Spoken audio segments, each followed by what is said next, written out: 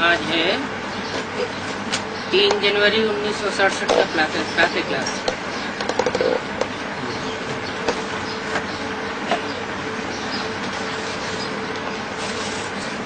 नहीं, ये रात्रि क्लास है।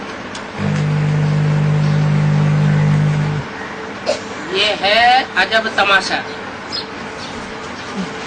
जैसे जिस प्रकार से बच्चे अजब तमाशा समझते हैं, ऐसे और कोई की बुद्धि में नहीं है कि ये दुनिया कैसे अजब तमाशा है। ये कलयुगी दुनिया है, ये एक अजब तमाशा है और है ये बेहद का तमाशा। जो लाडले बच्चों की बुद्धि में है, उनकी बुद्धि में एम ऑब्जेक्ट भी है। अगर लक्ष्मी नारायण के मंदिर में जाते हैं तो भी महिमा वो ही करते हैं जो कृष्ण के आगे महिमा करते हैं। सर्वगुण संपन्न, 16 कला संपूर्ण, संपूर्ण हिंसक, मर्यादा पुरुषोत्तम, देवी देवता सर्वगुण संपन्न होते हैं ना। सिर्फ मंदिर अलग अलग कर दिया है। कृष्ण का मंदिर अलग बनाई दिया है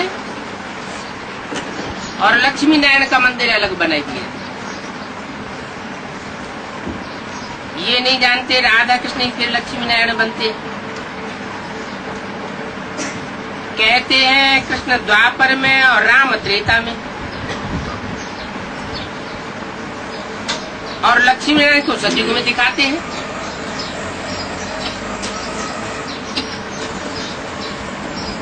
कृष्ण को द्वापर युग में क्यों ले गए?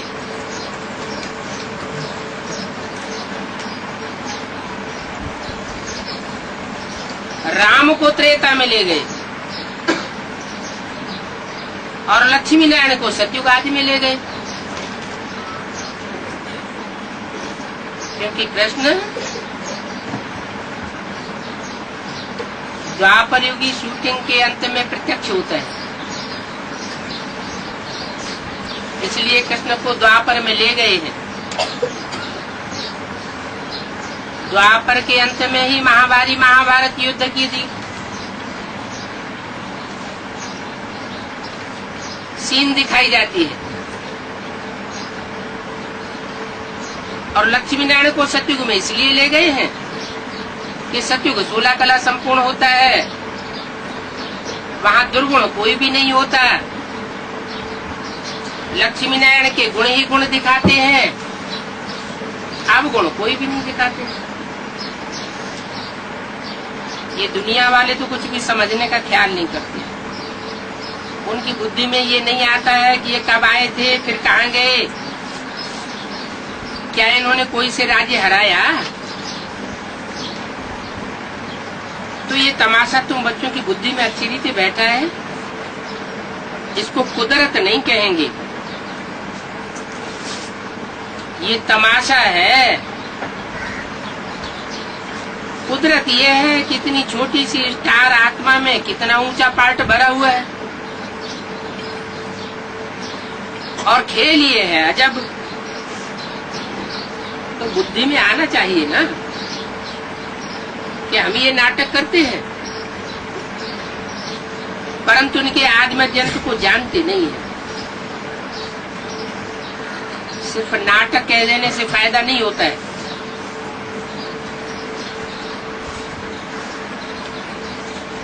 हम पार्ट भी बजाते हैं। तो एक्टर होकर ड्रामा के आदिमजंत को जानना चाहिए। पहले तो हर एक्टर को अपना जानना चाहिए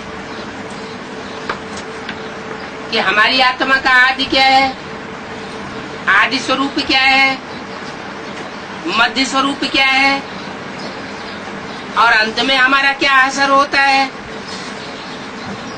जानना चाहिए ना।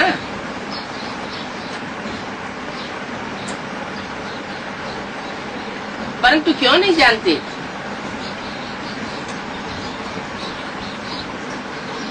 अभी तो जान लेना चाहिए।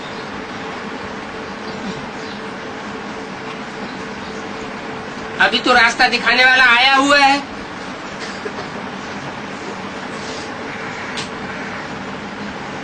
गुरुगे बताए रहा है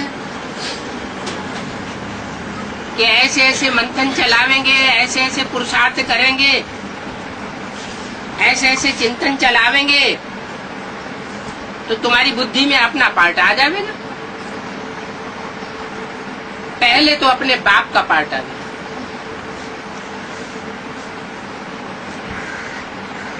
बाप भी ऊंचे ऊंचे है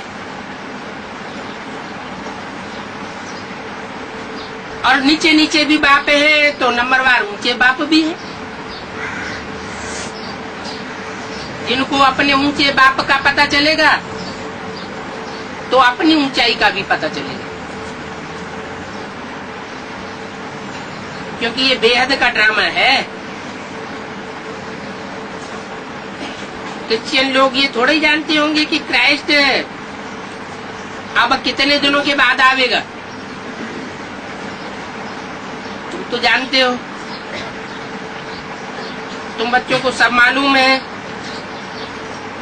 मनुष्य तो सिर्फ कह देते हैं परमपिता परमात्मा ज्ञान का सागर है। कैसे ज्ञान का सागर है? क्या एक एक की हिस्ट्री को जानता है? तो कह देते हैं वो तो सर्वव्यापी है। जब है ही सर्वव्यापी तो क्यों नहीं जानता होगा? नहीं, वो तो आकर के हम बच्चों को सिर्फ फार्मूला बताता है कि ऐसे ऐसे 4 युगों का चक्र बुद्धि में चलावेंगे तो इस चक्र में तुम्हारा पार्ट क्या है वो बुद्धि में आ जाएगा। वो बाप रचयिता है।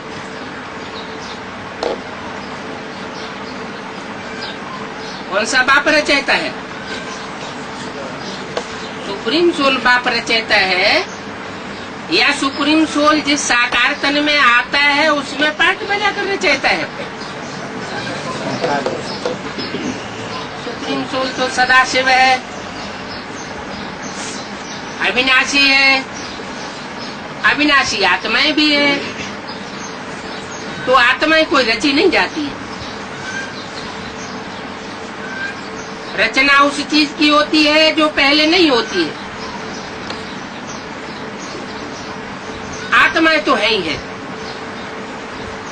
परंतु आत्माओं को अपने स्वरूप का परिचय नहीं है। वो स्वरूप का परिचय बाप आकर के देते हैं। बेसिकली परिचय देते हैं कि तुम आत्मा ज्योति बिंदु स्वरूप हो। ये सामान्य परिचय हुआ। हर आत्मा का अपना अपना विशेष परिचय नहीं हुआ। सामान्य परिचय से विशेष परिचय की पहचान कैसे होगी? सामान्य परिचय है ज्योति बिंदु आत्मा हूं। ज्योति बिंदु आत्मा के असली स्वरूप पर कंसंट्रेशन करेंगे तो आत्मा सूक्ष्म बनेगी। आत्मा मन बुद्धि सूक्ष्म बनेगी और सूक्ष्म बुद्धि में सारे नाटक की गहराइयां बीच बीच में समझ में आती है। अपने पार्ट का भी बुद्धि में ख्याल आवेगा, क्योंकि जैसे जैसे जिन जिन आत्माओं के साथ समय की सुई घूमती है तो उन आत्माओं के साथ लिया हुआ दिया हुआ सुख दुख बुद्धि में चलता है। ये तो है शूटिंग का पीरियड। संगम युग में हर एक आत्मा के अनेक जन्म क्लियर होने तो रील घूम रही है। बाप कहते हैं ये सब बनी बनाई बन रही, अब कुछ नया नहीं बनना है। माना 63 जन्मों में हमने जिन आत्माओं के साथ जैसा जैसा सुख लेने या दुख देने का पार्ट बजाया होगा, संगम युग की रील में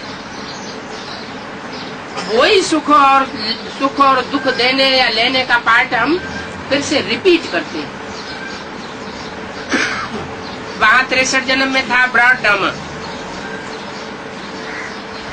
और ये यहाँ संकल्पों की रील में सारा घूम जाता है। तो बाप आत्मा का ज्ञान देकर हमारी आत्मा को ये स्पष्टीकरण दे देते हैं कि तुम आत्मा कैसे कैसे अपने पार्ट को पहचान जाती है। तो बाप रचयिता भी है। क्या हमारे पार्ट की रचना करता है? पार्ट की रचना नहीं करता,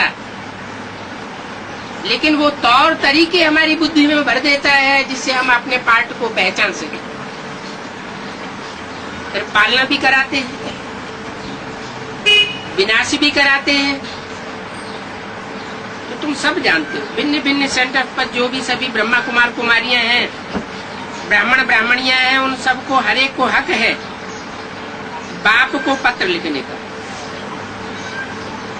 अब कोई लिखे या न लिखे,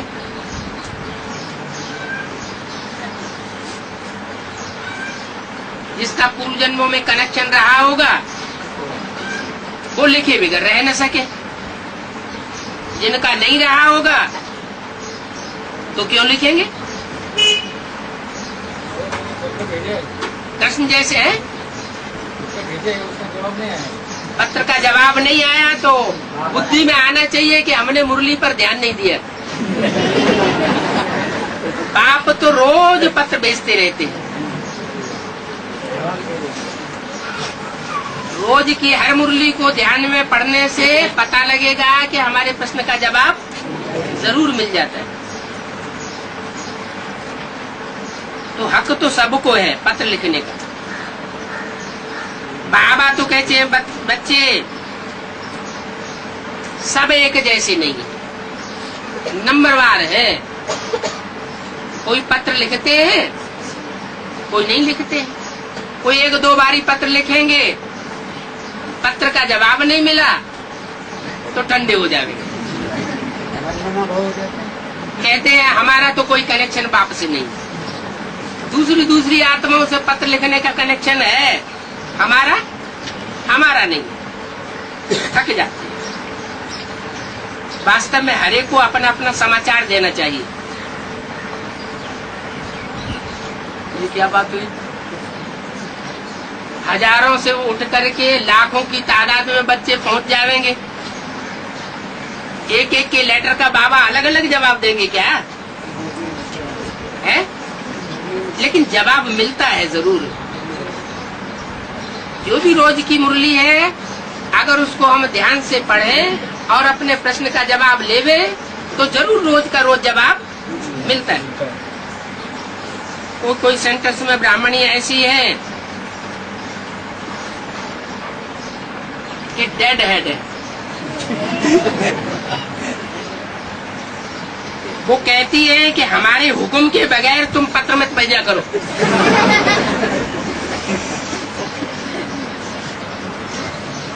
बाप का तो डायरेक्शन है कि बाप को कोई भी बच्चा डायरेक्ट पत्र लिख सकता है, डायरेक्ट पत्र मंगा सकता है। इसमें बीच में किसी को चेकिंग कराने की दरकार नहीं है। हाँ, दूसरों को अगर कोई पत्र लिखते हैं और सरेंडर हैंड्स है तो जरूरी है कि वो अपने लेटर से चेक कराए ले ब्राह्मणी से। बिना चेक किया हुआ लेटर कोई भी पार्टी को, कोई भी माता को, कोई भी भाई को पास नहीं करना चाहिए। अगर पास करते हैं तो श्रीमत की बरखिलाफी करते हैं। ब्राह्मणियां मेले करती है, मेले मला खड़े करती है, आपस में मिलती जुलती रहती है।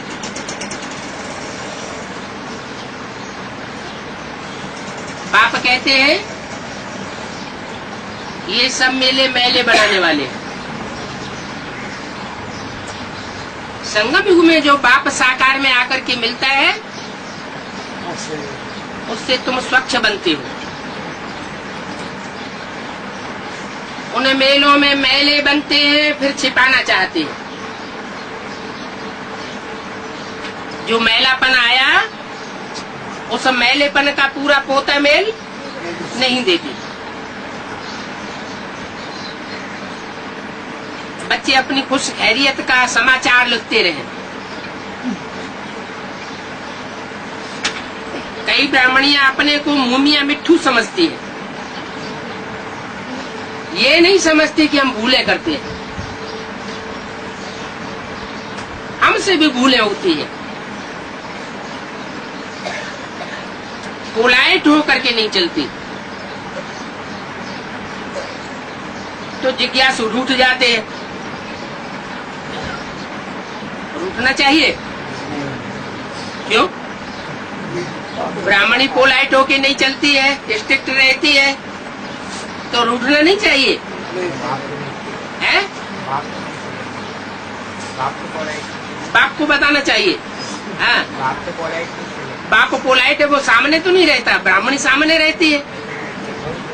व्यवहार में तो ब्राह्मणी के साथ आना पड़ता है, तो क्या करें? है? ड्रामा में जो भी सामने आता है वो सब कल्याणकारी है। घड़ी घड़ी जो भी घटित हो रहा है उसमें सब में कल्याण देखना चाहिए। जो बाबा भी कल्याणकारी, ड्रामा भी कल्याणकारी, हमारा पार्ट भी कल्याणकारी। ब्राह्मणी भूले करती है तो जो जैसा करता है उसको वैसा बाप के दरबार में नूद है। बाप किसी का कुछ रखता नहीं है। अच्छे को अच्छा वापस देता है ब्याज सहित, और बुरे को बुरा वापस देता है ब्याज सहित।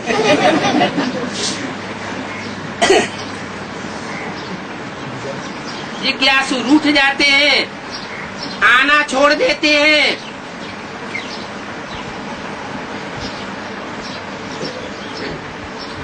बाप कहते रूठो मत। क्या? बाप की पढ़ाई से नहीं रूठना चाहिए। तुम्हारी बुद्धि में तो है कि तुमको पढ़ाने वाला कौन है। तुमको पढ़ाने वाला तो एक है। ब्राह्मणियां भी तो पढ़ाई रही है ना। एक बाप से पढ़ाई पढ़ करके ही पढ़ाते हैं। पढ़ाई तो एक ही है और एक के द्वारा है। जिज्ञासु आना छोड़ देते हैं। ब्राह्मणियां कहती हैं हमारे बिगर पूछे बाबा को पत्र लिखो, इसलिए बाबा कहते हैं सब बच्चों को हक है बाबा को पत्र लिखने का। साफ समाचार देना चाहिए। ब्राह्मणी ठीक नहीं पढ़ाती है, नवाबी दिखाती है, कोई डिसर्विस करती है, तो समाचार देने से उनको सावधानी मिलेगी। अब सावधानी मिलेगी। बाबा को समाचार देंगे तो सावधानी मिलेगी। समाचार कौन देवे? है? बच्चे समाचार देवेंगे। और बच्चों को डर लगता हो तो अपना कर्तव्य और अपना अकर्तव्य अगर कोई छिपावेंगे तो विकर्म बढ़ते जाएंगे। बच्चे हर प्रकार का समाचार दे सकते हैं। बाबा से कोई भी समाचार छिपाना नहीं चाहिए। टीचर का भी समाचार दे सकते हैं। अज्ञान काल में भी टीचर की रिपोर्ट प्रिंसिपल को करते थे ना, तो यहाँ भी कर सकते हैं कि इनको बदली करो। यहाँ कभी बाबा के पास ब्राह्मणी की रिपोर्ट आती है तो बाबा बहुतों को बदली भी कर देते हैं। कहाँ है बम्बई में।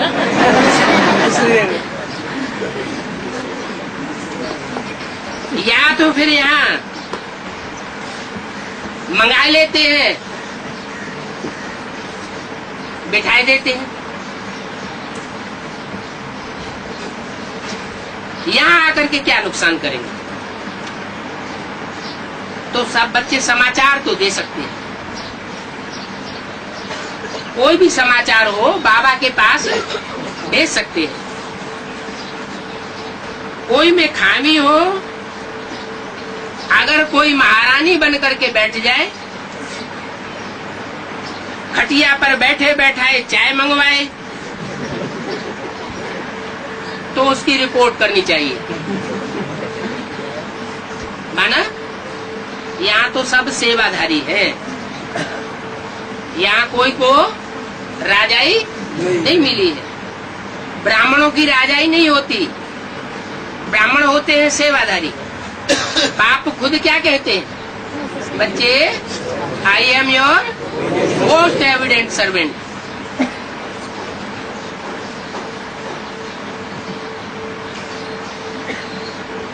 तो बाप जब खुद छोटा बन करके आता है, तो बच्चों को बड़ा बन करके बैठने का सवाल नहीं। अगर यहाँ जास्ती फुर्सतों में मौज में रहेंगे तो वहां का घाटा पड़ जाएगा। ये माया है ना, नशे में ले आती है।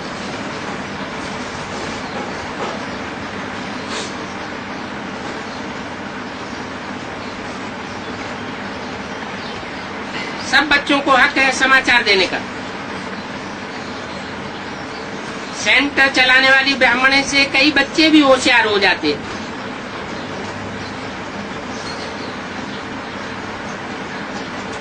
वो जरूर समाचार देंगे। क्या कहा? जो बच्चे जास्ती होशियार हो जाते हैं, ज्ञान में तीखे जाते हैं, वो बाप को जरूर समाचार देंगे।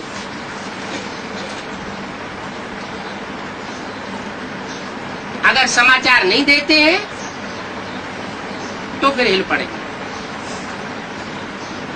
फिर डिसर्विस हो जाती है। बाप कहते हैं मूल बात है याद की। याद की पावर होगी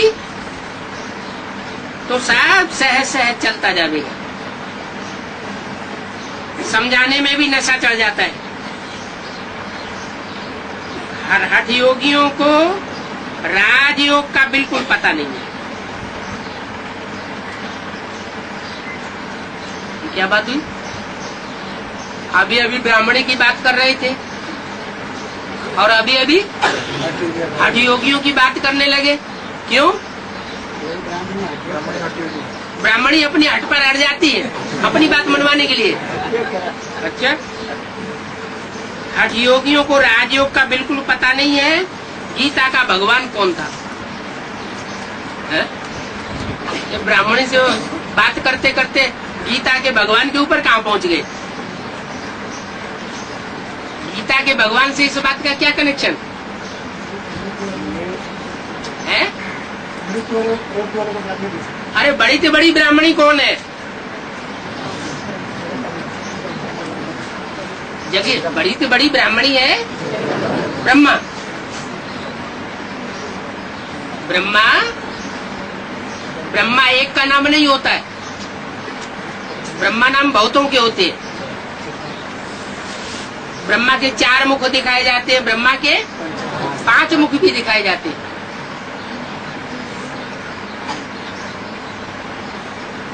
और बैल का पार्ट किसका बताया है? ब्रह्मा का। माने अड़ जाता है क्या? बैल क्या करता है? खेती में काम करते करते कभी कभी बैल अड़ जाता है। तो ब्राह्मणी की बात से हट करके कहाँ आ गए? बड़ी से बड़ी ब्राह्मणी को पकड़ लिया, हट करने लग पड़ती है कि मैं जो कहती हूँ वही सच्ची बात है। अब इन हठयोगियों को राजयोग का तो बिल्कुल पता नहीं कि गीता का भगवान कौन था। है? माने ब्रह्मा को और ब्रह्मा के जो भी फॉलोअर्स हैं, ब्रह्मा कुमारी कुमारियां,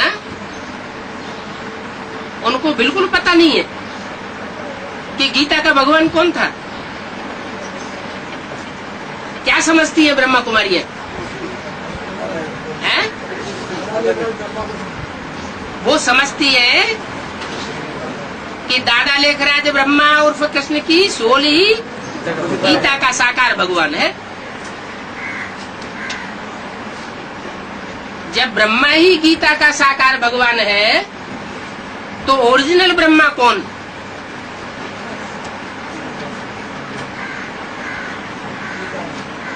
आदि ब्रह्मा कौन है? गीता माता। तो जो आदि ब्रह्मा है, ब्रह्मा में कौन प्रवेश करता है? शिव बाबा की शिव बाप? कोई कहता है शिव बाबा, कोई कहता है शिव बाप। शिव बाबा प्रवेश करता है, शिव बाप प्रवेश करता है।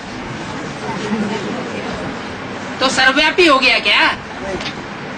शिव बाप मुकर्रर रूप से प्रजापिता में प्रवेश करता है या ब्रह्मा में प्रवेश करता है? सुनने सुनाने का पाठ बजाने वाला है? सुनने सुनाने का पाठ बजाने जो दादा को सत्संग हुए, सुनने सुनाने का पाठ बजाने के लिए शिव बाबा प्रवेश करता है। शिव बाप जो है वो सुनने और सुनाने का भक्ति मार्ग का फाउंडेशन डालने के लिए आता है। आता है क्या? सुनने सुनाने का फाउंडेशन डालने के लिए नहीं आता है। उसके आने का मकसद क्या है? भक्ति को खलास करने के लिए आता है और ज्ञान का फाउंडेशन डालने के लिए आता है। तो ब्रह्मा क्या समझ के बैठ जाते हैं कि शिव बाप मेरे में आता है, इसलिए मैं ही साकार भगवान हूं। और साकार भगवान की ये बुद्धि में बात जो बैठ जाती है, वो फिर ये बुद्धि में नहीं आने देती कि वो सुप्रीम सोल मुकर्रर रथ कौन सा है जिसमें आदि से अंत तक कार्य करता है। बेसिक में भी ब्रह्मा ही ब्रह्मा चिल्लाते चिल्लाते ब्रह्मा कुमारियों के 8 फेल होने लगे, ब्रह्मा का भी 8 फेल हो गया। और एडवांस में भी ऐसा ही चल रहा है। क्या चल रहा है? ये नहीं समझते कि माँ का पाठ बजाने वाला और बाप का पाठ बजाने वाला एक ही आत्मा है। कौन? Supreme soul. वो सुप्रीम सोल शिव ही दादा लेखराज ब्रह्मा में प्रवेश करके सहनशीलता की अति का पाठ बजाता है। नहीं तो दादा लेखराज के और भी तो जन्म पहले हो चुके हैं, 63 जन्म। उन जन्मों में सहनशीलता का ऐसा पाठ क्यों नहीं बजाया? वास्तव में सारी जगत की माता का पाठ भी कौन बजाता है? परमात्मा शिव ही बजाता है। और सारी सृष्टि को वर्षा देने और सारी सृष्टि में ज्ञान का बीज बोने का पाठ भी बाप ही बजाता है। वो बाप भी है, वो माता भी है, लेकिन साकार तन अलग अलग होता है। एक के द्वारा माता का पाठ बजाता है, दूसरे के द्वारा पिता का पाठ बजाता है। जिसके द्वारा पिता का पाठ बजाता है मुकर्रर रूप से, उसे प्रजापिता कहा जाता है। प्रजापिता एक ही होता है और ब्रह्मा अनेकों के नाम हो जाते हैं।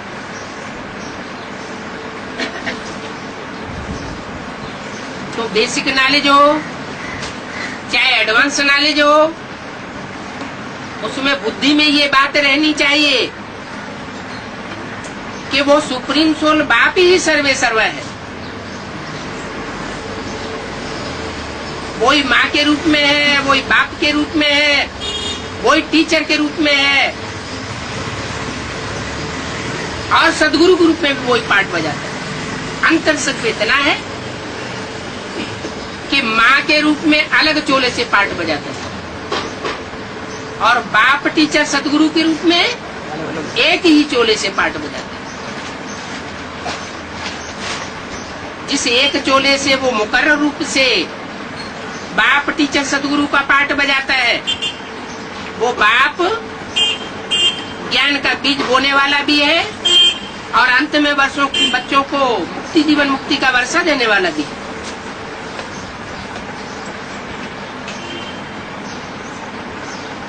जो ब्रह्मा मुख से मुरली उच्चारित की जाती है,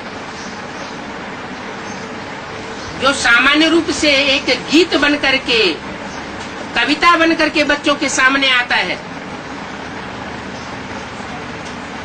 वो गीत बेसिक नॉलेज में जो बच्चे पढ़ते हैं पहले उनके लिए रटने की चीज हो जाती है, क्योंकि देने वाला स्वयं भी साकार रूप में उसके गुह्य अर्थ को नहीं समझता।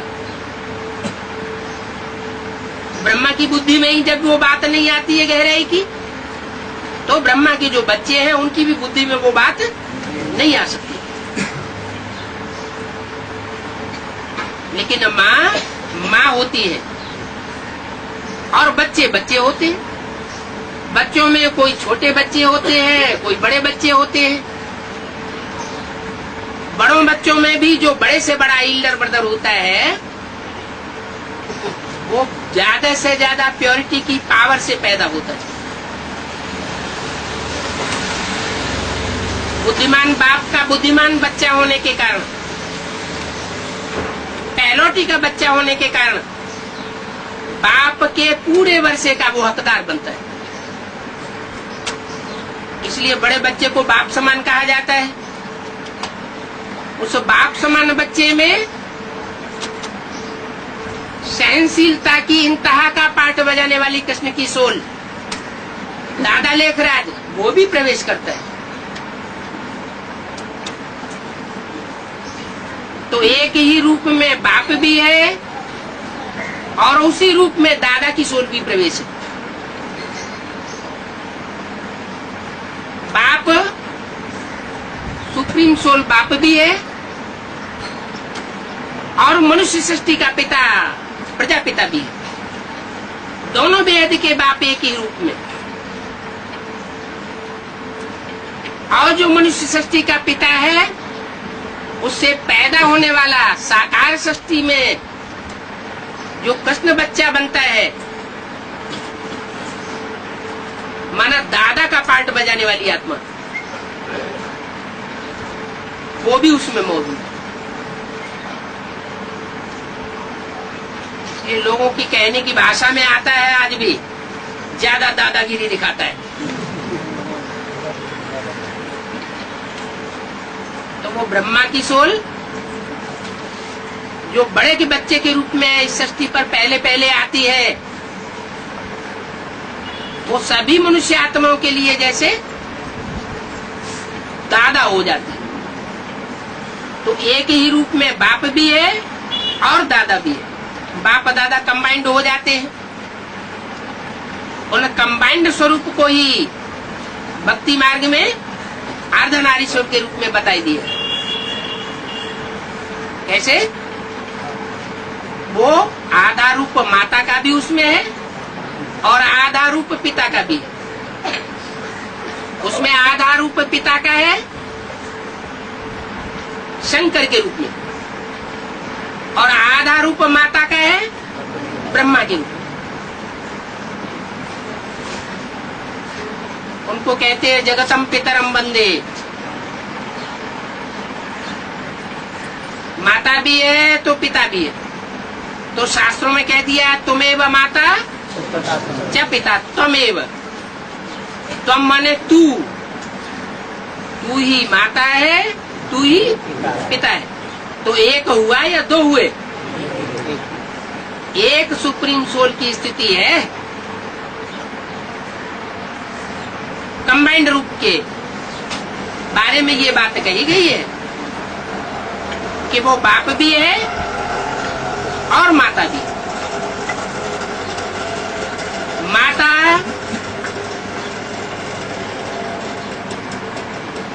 वो माता और तू है जग की भाग्य विधाता।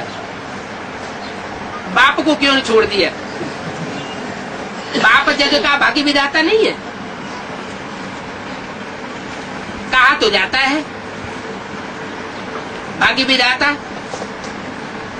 भाग्य विधात्री नहीं कहा जाता है। तो माता को इतना मान क्यों दिया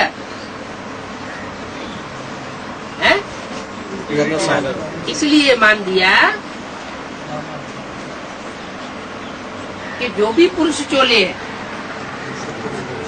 वो सब दुर्योधन दुशासन के रूप में, चाहे वो ब्रह्मा का रूप हो, चाहे वो प्रजापिता का रूप हो, चाहे XYZ कोई भी बच्चे हो, पुरुष चोला है तो उनसे आशा नहीं की जा सकती कि वो स्वर्ग के गेट खोलेंगे। प्योरिटी के मामले में सब ढीले, उसमें भी भाव स्वभाव संस्कार के आधार पर भी दो हिस्से किए गए। एक है रुद्रमाला और दूसरी है विजयमाला। रुद्रमाला है बाप के बच्चों की माला। बाप के सब बच्चे हैं, बच्चियां कोई भी नहीं। और विजयमाला में, विजयमाला में सब बच्चियां हैं भाव स्वभाव संस्कार से। जन्म जन्मांतर की कौन सी बच्चियां? जिन्होंने प्योरिटी का पार्ट विशेष बजाया है। द्वापर कलयुग में भी जन्म जन्मांतर उन्होंने प्योरिटी को धारण करने का विशेष पुरुषार्थ किया। चाहे मुसलमानों का आक्रमण या हुआ हो, चाहे कोई भी आतताइयों का आक्रमण हुआ हो, वो विजयी वत्स ऐसे रहे हैं जिन्होंने विविचार की बू नहीं आने दी और प्योरिटी को पालन किया। प्योरिटी दुनिया की सबसे बड़ी ताकत है और वो ताकत माताओं कन्याओं में। तो माता को गुरु के रूप में मानना पड़ेगा और बातों में भले न माने, लेकिन प्योरिटी की बात जहां तक आती है तो झुकना पड़ेगा। हाँ, रावण कुंभकर्ण जैसे, दुर्योधन दुशासन जैसे, कंसी जरासंधी जैसे हो सकते हैं जो उनके ऊपर जबरदस्ती करते हैं, ऐसों को भी पछाड़ खानी पड़ती है। उनके सामने वो फिर जगदम्बा और महाकाली का रूप धारण कर लेती। हर चीज की अति होती है और अति के बाद अंत हो जाता है। तो सहन शक्ति की भी सीमा होती है। वो सीमा जब पार हो जाती है तो जो शक्ति है शिव की वो विकराल रूप धारण करती है। इस मामले में वो हठ का रूप भी पावरफुल हो जाता है।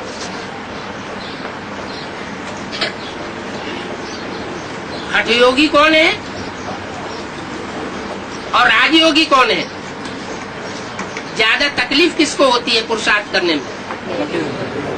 हठ योगियों को जास्ती पुरुषार्थ करने में तकलीफ होती है और राजयोगियों को सहज सहज पुरुषार्थ की प्राप्ति हो जाती है। तो बाप की माला है रुद्रमाला और विष्णु की माला है विजयमाला। ज्यादा लंबे टाइम तक पुरुषार्थ किसका चलता है? रुद्रमाला का लंबा पुरुषार्थ चलता है। यज्ञ के आदि से देखा जाए, जो सूर्यवंशी पार्टी थी, जो रुद्रमाला का मणका बनती है, वो तो आदि में ही चली गई, आदि में जाती है और अंत में फिर प्रत्यक्ष होती है। तो आदि अंत का उनका पार्ट और बीच का सारा पार्ट, तो लंबा पार्ट किसका हुआ? विजय पाने वाले हैं कि विजय दिलाने वाले हैं? विजय पाने वाले भी हैं और विजय दिलाने वाले भी हैं। लेकिन भगवान बाप आकर के रुद्रमाला के मणकों को क्यों ज्ञान देता है?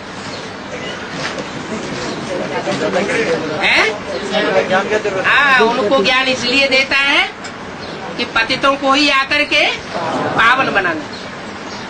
भारत की रानियां तो जन्म जन्मांतर पावन बन के रही है, तो उनको पावन बनने के लिए पहले ज्ञान की दरकार नहीं है। इसलिए जो जन्म जन्मांतर पतित पने में जीवन बिताते रहे, वही राजा बनने वाली आत्माएं पहले पहले ज्ञान लेती है, ज्ञान भी लेती जाती है और लोड़े भी खाती जाती है।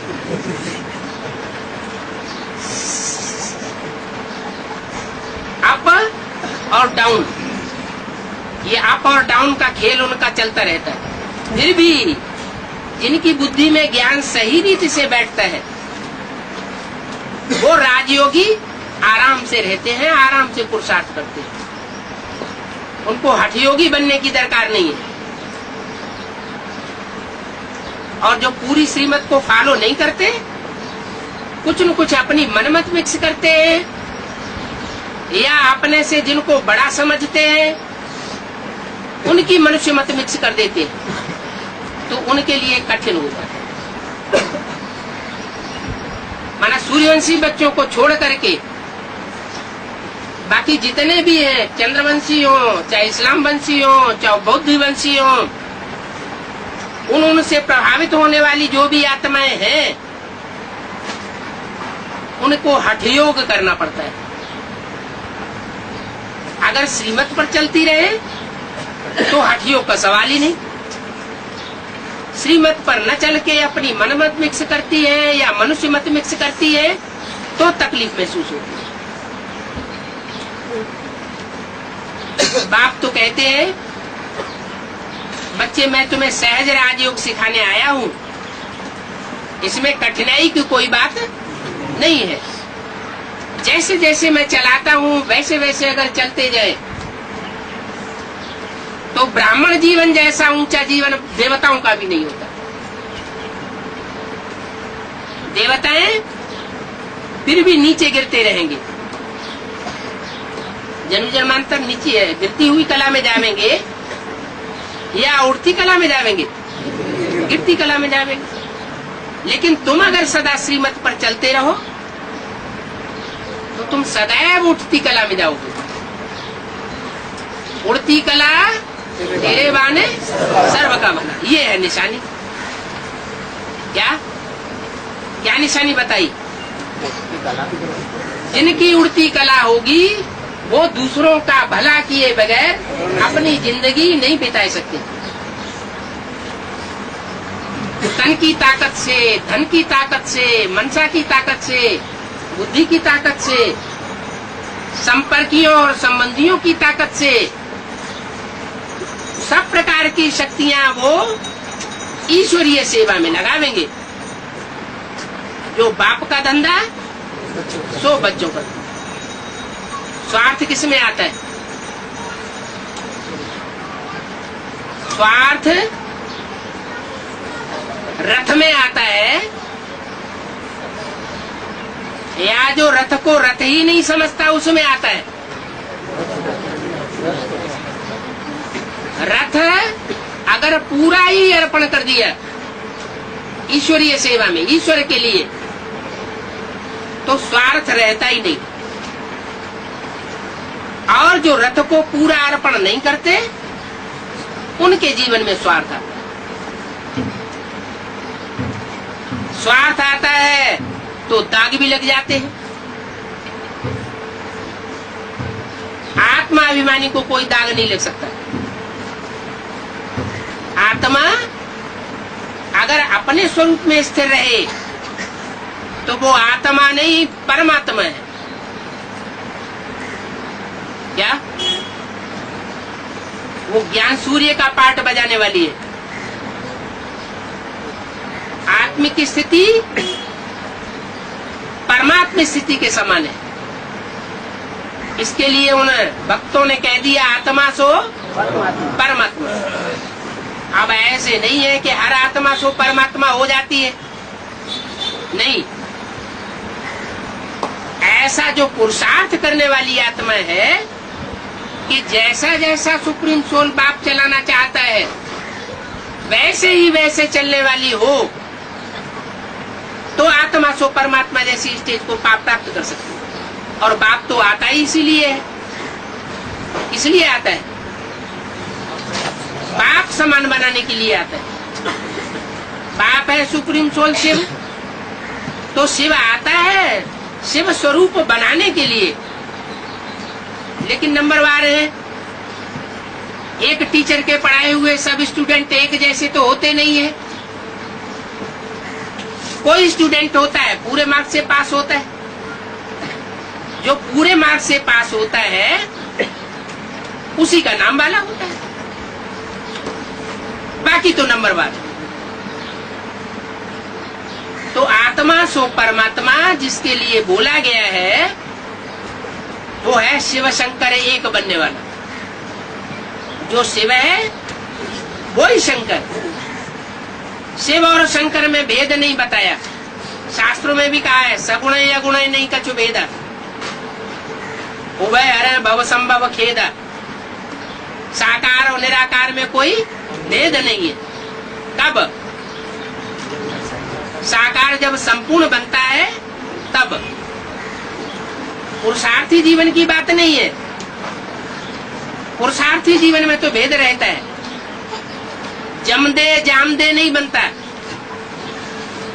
माने हथेली पर आम नहीं उगाया जा सकता। लेकिन जब पुरुषार्थ संपन्न होता है, फाइनल परीक्षा हो जाती है, तो फाइनल परीक्षा होने के बाद नंबर डिक्लेयर हो जाता है। जब नंबर डिक्लेयर होता है तो आत्मा सो परमात्मा की स्टेज को प्राप्त करती है। शंकराचार्य ने आकर के ये ज्ञान संसार में दिया। क्या? आत्मा सो परमात्मा। माना सबसे बड़ा हठ योगी कौन हुआ? शंकराचार्य। जो भी चेले थे उन्होंने उनको फॉलो करना शुरू कर दिया। क्या कहना शुरू कर दिया? शिवो हम ही शिव का स्वरूप है। तो शिवो हम के कहने की बात तो उस समय है ही नहीं। आज से 1500 वर्ष पहले शिव तो इस सृष्टि पर आता ही नहीं। जब आता ही नहीं तो आप समान बनावेगा कहाँ से? वो तो आता है संगम युग में, और संगम युग में जिस स्वरूप में प्रवेश करता है वो स्वरूप शंकर का गाया जाता है। उसके लिए कहा जाता है शिव समान दाता नहीं।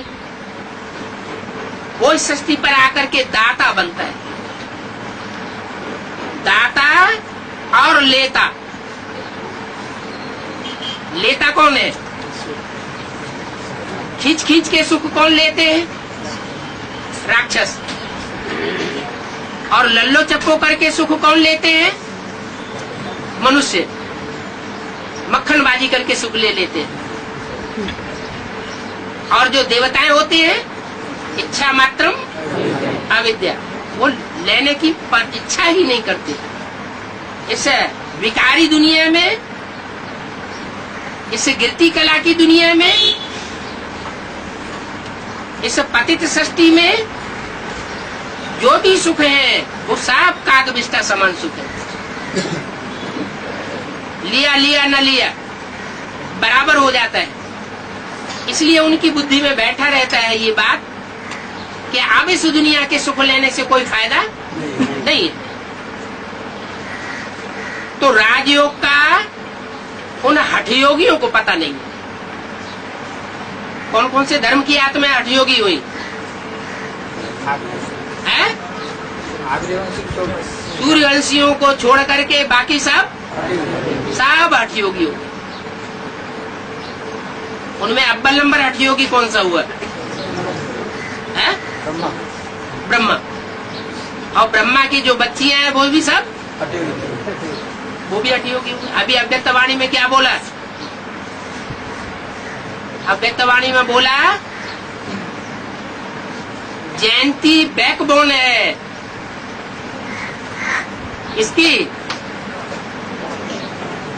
किसकी बैकबोन है?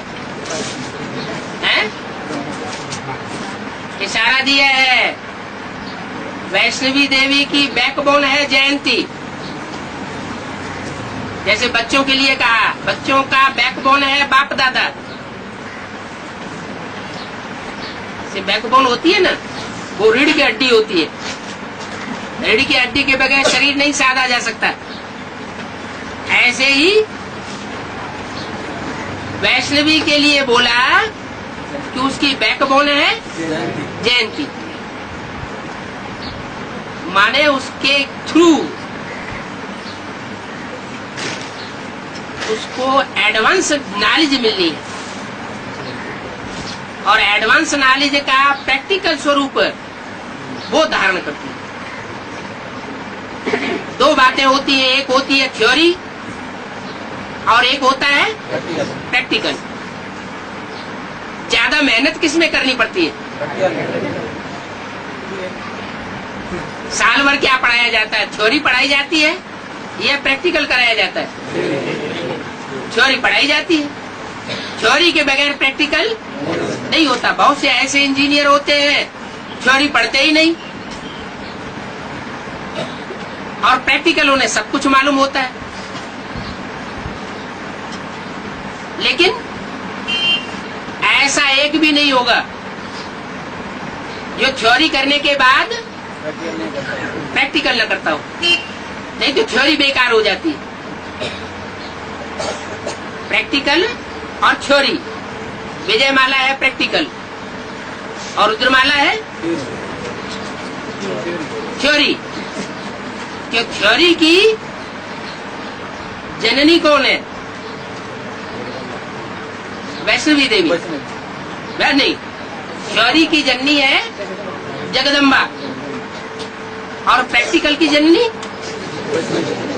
वैष्णवी। लेकिन प्रैक्टिकल होगा तब जब थ्योरी उसमें मिक्स हो।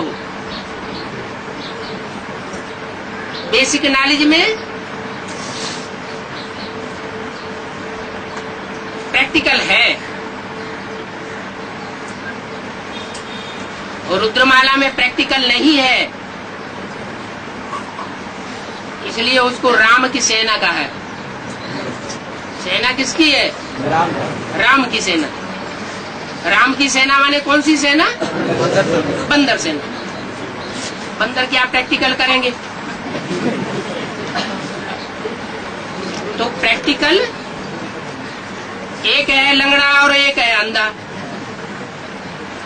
ये कहानी हो जाती है। दोनों का जब कॉम्बिनेशन होता है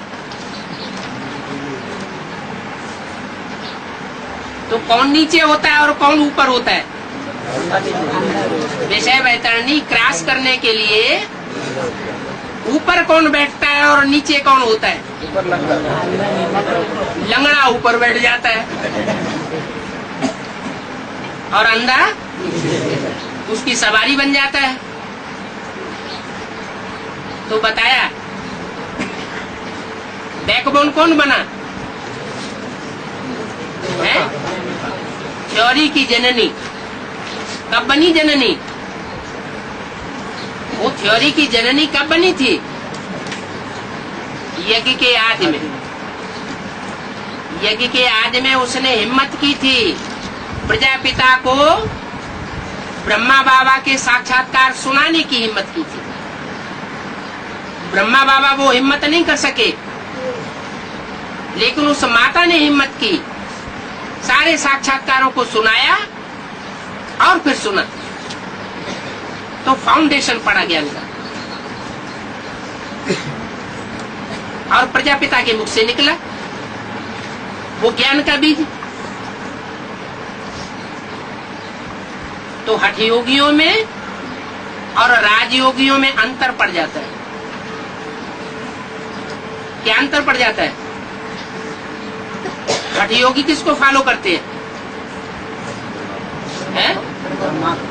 ब्रह्मा को फॉलो करते हैं, क्योंकि माँ का रूप बड़ा प्यारा होता है और बाप का रूप सख्त होता है। शक्ति जो दुष्ट बच्चे होते हैं वो पसंद नहीं करते। तो चंद्रवंशी से लेकर के इस्लाम वंशी, बौद्धी वंशी, जितने भी नीचे नीचे तक के हैं, वो सारे ही हठ पकड़ लेते हैं। यज्ञ के आदि में भी हठ पकड़ी गई थी।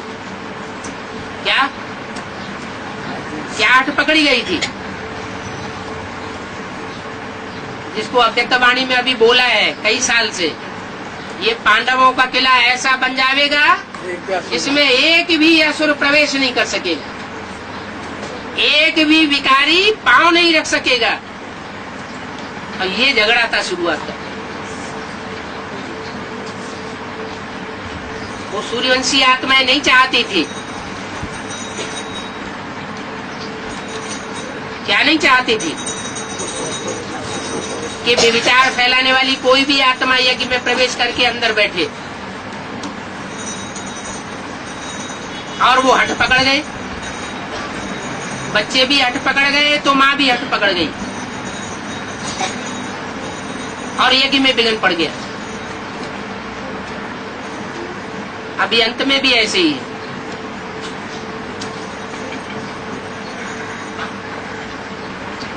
हिंदुओं की ये शिफ्ट रही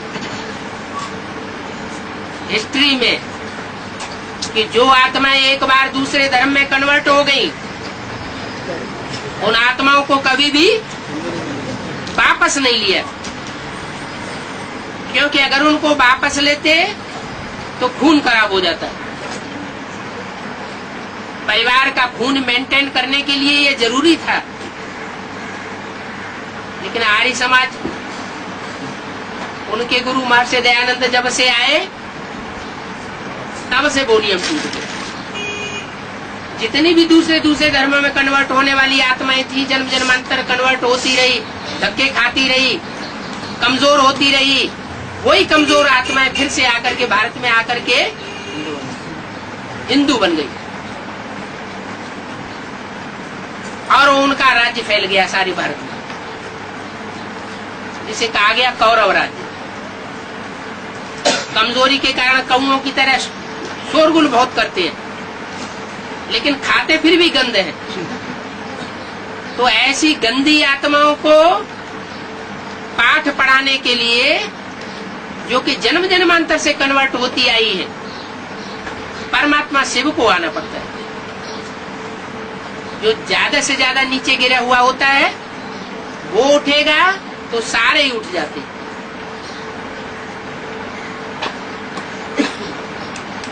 इसलिए सबसे नीचे ते नीचे बाप से प्राप्ति करने वाले धर्म कौन से हैं? हैं? आर्य समाज। आर्य समाज ऐसा बच्चा है जो अर्धनास्तिक है, आधा नास्तिक। भगवान को तो मानता है लेकिन निराकार को, साकार देवी देवताओं को मानने वाला नहीं है। और वही फाउंडेशन है सारी कमजोरियों का। तो वहां से सुधार होना जरूरी है। यज्ञ के आदि से ही बाबा ने सबसे पहले, जब से ब्रह्मा की प्रत्यक्षता हुई, जगदीश भाई को पकड़ा।